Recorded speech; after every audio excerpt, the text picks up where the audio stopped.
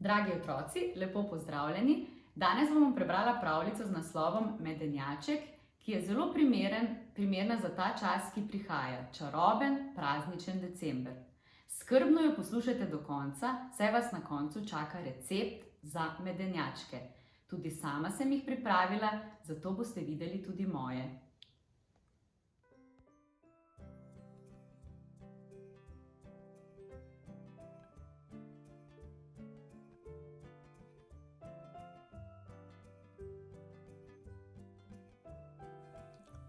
Nekoč sta v majhni stari hiški živela starka in starček. Vse življenje sta hrepenela po otroku, a jo je življenje pustilo na cedilu in jo oropalo prav tega, kar si vsakdo najbolj želi – svojega otročka. Tako sta vsa dolga leta prebivala osamljena in silno pogrešala otroški vrvež po hiši.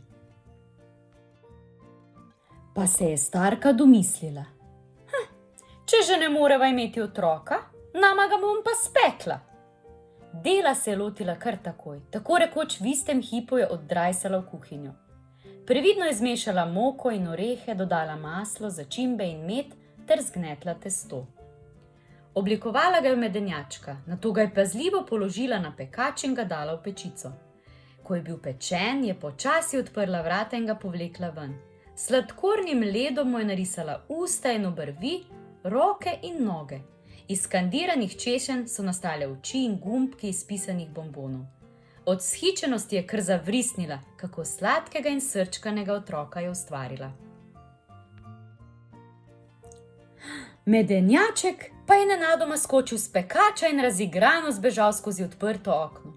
Starka ga je namreč odprla, da bi prezračila pregreto kuhinjo, v kateri je še komaj da dihala. Sedaj pa je skozi osuplo strmela v medenjačka, ki si je med begom prepeval: Leteci, leteci, le brusi noge, saj nikdar ne ujameš me, ker mali medenjaček na svetu najhitrejši je. Starka je vsa obupana stekla za njim in starček z njo. Vpila sta mu: Stoj, stoj! A njune noge so bile vse prepočasne za razigranega medenjačka, ki se ni oziral na njune besede. In tako je medenjaček tekel in med potjo naletel na kačo. Radovedno se je priplazila izpod listja.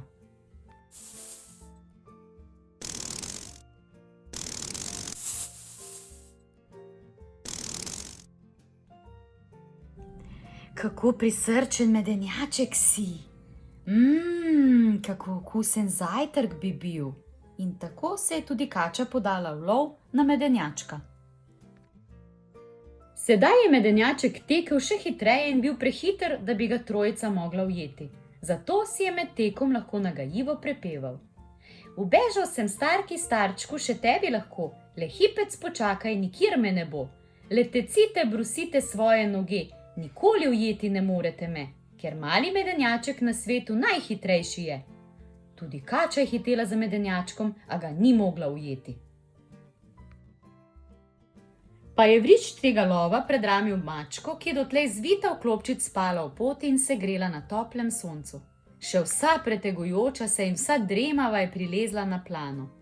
A ko je uzrla medenjačka, tako slastnega in živahnega, se je takoj predramila in mu stopila na pot, doprikajoč se.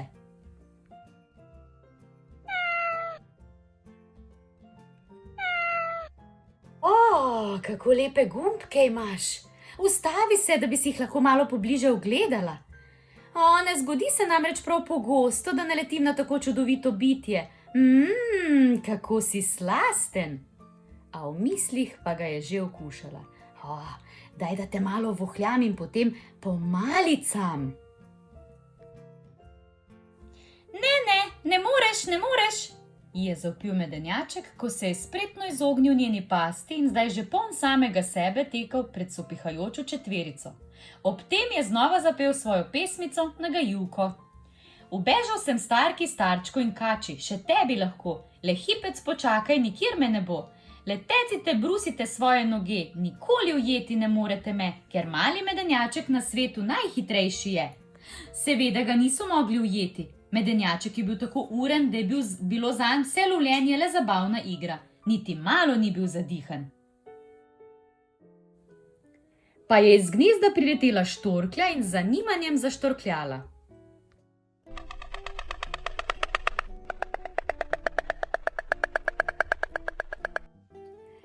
Daj se malo ustavi, da malo pokramljava. Pri tem pa je kruleč želodec že razmišljal po svoje. Ravno pravšen zalogaj za kosilo bi bil. Četverici že dodobra opehanih se je tako pridružila še štorklja. A medenjaček se je znova samo radostno in na vsa usta smejal, se jim gladko izmuznil in jim je zapel svojo nagajuko. Ubežal sem starki, starčku, kači in muci. Še tebi lahko, le hipec počakaj, nikjer me ne bo. Letecite, brusite svoje noge, nikoli ujeti ne morete me, ker mali medenjaček na svetu najhitrejši je. In tako je tekel naprej, ko se je nenadoma znašel pred reko. Brrr, kar kri mu je zledenela. O ne, v pasti sem, le kako ne pridem prek reke? Če mi ne uspe in to kar precej hitro, me bodo ujeli, je obupaval v brečnem obrežju brez mostu na vidiku. Pa se je pojavila lisica, ki je nadvse elegantno in počasi pokukala izza drevesa. Potrebuješ pomoč? Je ljubeznivo vprašala in dodala. Lahko ti pomagam prečkati reko, če želiš seveda. Ali me ne boš pojedla? Kje pa, seveda ne. Samo pomagati ti hoče, mar ne vidiš in ne zameri, ampak prav nič okuse nisi videti. Medenjaček je zavzdihnil od olajšanja. Lisica mu je predlagala. Sedi na moj rep, da se ne zmočiš v reki. Medenjački se namreč nikakor ne smejo zmočiti. To bi bilo zanje lahko usodno. In tako je lisica zakoračila v vodo. Kmalu je voda postala precej globja in lisica je medenjačku svetovala. Voda postaja vse globja, posni se na moj hrbet. In medenjaček je rad ubogal in ves navdušen užival v tej rečni pustolovščini. In ker je reka postajala še naprej vse globja in globja, je lisica medenjačku ukazala, da izskoči na smrček, kajti le tukaj bo dovolj visoko, da ga voda ne bo zmočila. Medenjaček je zaupljivo skočil na smrček. Tedaj pa ga je lisica z zamahom glave sunkovito zavihtela visoko v zrak, odprla gobec in med padanjem hlastnila po njem. Samo se je zaslišalo in medenjačka ni bilo več. Zelo slastna malica je bil, se je obliznila in od ugodja zagodla lisica.